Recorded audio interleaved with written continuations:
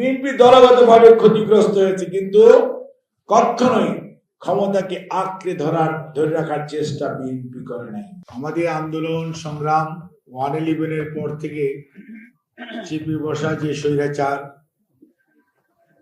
কিন্তু শুরু হয়েছিল 2009-এর ডিসেম্বর তথা 10-এর প্রথম দিক থেকে,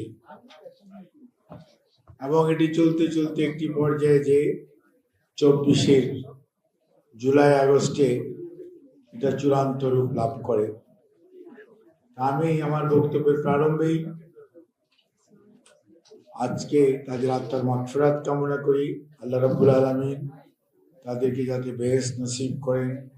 সরকারের মুক্তিযুদ্ধ বিষয়ক মন্ত্রণালয় জুলাই শহীদ এবং অঙ্গুত্ববরণকারী চিকিৎসাধীন এদের জন্য একটি অধিদপ্তর করেছে, যেখানে দেশের স্বাধীনতা সংগ্রামী মুক্তিযোদ্ধাদের স্বার্থ সংরক্ষণ করা এবং বিগত গণতন্ত্র পুনরুদ্ধারের আন্দোলনে যে সকল মানুষ গুম হয়েছেন, যারা শহীদ হয়েছেন, ক্ষতিগ্রস্ত হয়েছেন, এবং সর্বোপরি জুলাই আগস্টে যারা শহীদ হয়েছে, অঙ্গুত্ববরণ করেছে এবং বিভিন্নভাবে ক্ষতিগ্রস্ত হয়েছে, সেই পরিবার এবং পরিবারের সদস্যদের পাশে দাঁড়ানোর জন্যই মুক্তিযুদ্ধ বিষয়ক মন্ত্রণালয় দায়িত্বপ্রাপ্ত, এবং ওনাদের কাছ থেকেই সকল ধরনের সহায়তা নিশ্চিত করার জন্য মাননীয় প্রধানমন্ত্রী জনাব তারেক রহমান আমাদের মুক্তিযুদ্ধ বিষয়ক মন্ত্রী অ্যাডভোকেট আহমদ আজম খানকে নির্দেশ দিয়েছেন। বাংলাদেশ জাতীয়তাবাদী দল, এই দল AKS অর্জন করলো গিনেস ওয়ার্ল্ড রেকর্ডস। AKS দীর্ঘদিন যাবৎ গণতন্ত্র যখনই হোঁচট খেয়েছে, গণতন্ত্র যখনই বাধাগ্রস্ত হয়েছে, গণতন্ত্র যখনই ক্ষতিগ্রস্ত হয়েছে, দেশ যখন ক্ষতির সম্মুখীন হওয়ার সম্ভাবনা দেখে দিয়েছে, তখনই দেখেন ৭১-এর মার্চ মাসে যখন কেউ কেউ পালিয়ে গেল, কেউ কেউ আত্মসমর্পণ করল, তখন যে মানুষটি আজকে এখানে ব্যারিস্টার মীর হেলাল আমাদের মাননীয় প্রতিমন্ত্রী মহোদয় উপস্থিত আছেন, এই চট্টগ্রাম থেকে যে মেজর ৮ম ইস্ট বেঙ্গল রেজিমেন্টের প্রথম আই দেন উই হিয়ার বলে যে স্বাধীনতার ঘোষণা এবং বিদ্রোহ সূচনা করলেন এবং রণাঙ্গনে ঝাঁপিয়ে পড়লেন অস্ত্র হাতে। অর্থাৎ দেশ যখন একটা অন্ধকার অমানিসার দিকে যাচ্ছে, হতাশায় নিমজ্জিত হচ্ছে, তখন হাল ধরলেন জিয়াউর রহমান। আজকে যখনই দেশের মানুষ সুযোগ পেয়েছে, অনেক ষড়যন্ত্র হয়েছে।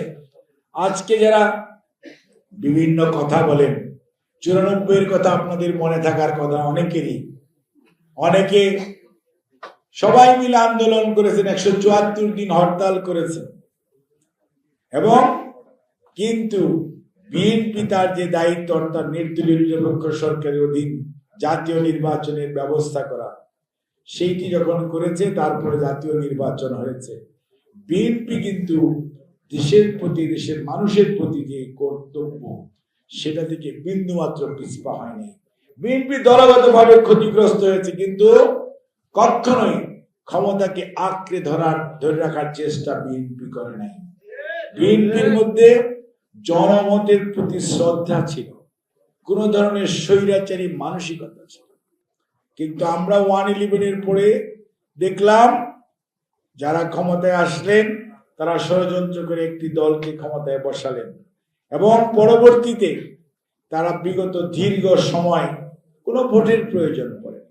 আপনি দেখেন কি একটি সমাজ এমন ছিল, ভোট কেন্দ্রে ভোটার নাই, তারপরেও নির্বাচন হয়ে যায় এবং তারা দেশ পরিচালনা করে। দিনের ভোট রাতে হয়ে যায়, কোনো লজ্জা নাই। এবং আজকের যে মিডিয়া এত কথা বলতেছেন, দেখাতে পারছেন, তখন সব রেকর্ড আছে, দেখাতে পারেন নাই। কারণ দেশে এমন একটি শাসন ব্যবস্থা কায়েম করা হয়েছিল যে সাগররণীর বিচার আজও হয়নি। চার্জশিটটা দাখিল হয় নাই, 120 বারের বেশি এটি পিছিয়ে গেছে। অর্থাৎ মানুষের কণ্ঠ রোধ করা হয়েছে, মত প্রকাশের স্বাধীনতা এবং রাজনৈতিক স্বাধীনতা টোটালি টুটি চেপে ধরা হয়েছিল। জনগণের পাশে যদি না থাকা যায়, জনগণের ভালোবাসা যদি অর্জন করা না যায়, তাহলে মারা গেলে যেমন জানাজা পাবেন কি পাবেন না এরকম অনিশ্চয়তা দেখা দেয়, এবং দেশ ক্ষমতায় না থাকলে জীবনটা বাঁচবে কি বাঁচবে না এরকম অনিশ্চয়তা দেখা দেয়। ঠিক একইভাবে জনগণের ভালোবাসা না থাকলে, জনগণের ভালোবাসা না পেলে কিছু অবস্থা হয় এটি দেখেন। আর পক্ষান্তরে তার অপর যে চরিত্র যদি দেখেন, শহীদ রাষ্ট্রপতি জিয়াউর রহমানকে বিরুদ্ধে ষড়যন্ত্র হয়েছে, শাহাদাত বরণ করেছেন 30 মে 81, কিন্তু তার প্রতি মানুষের যে শ্রদ্ধা এবং ভালোবাসা মানুষ উজাড় করে দিয়েছে মানিক মেহমিনুর সেই জানাজা। কোন অবস্থাতেই স্বৈরাচারের যেমন কোনো উত্থান হওয়ার সুযোগ থাকবে না, অন্যদিকে জনগণের অধিকার নিয়ে কেউ ছিনিমিনি খেলার যাতে সুযোগ না পায় সেই দিকেও লক্ষ্য রাখার দায়িত্ব আমাদের।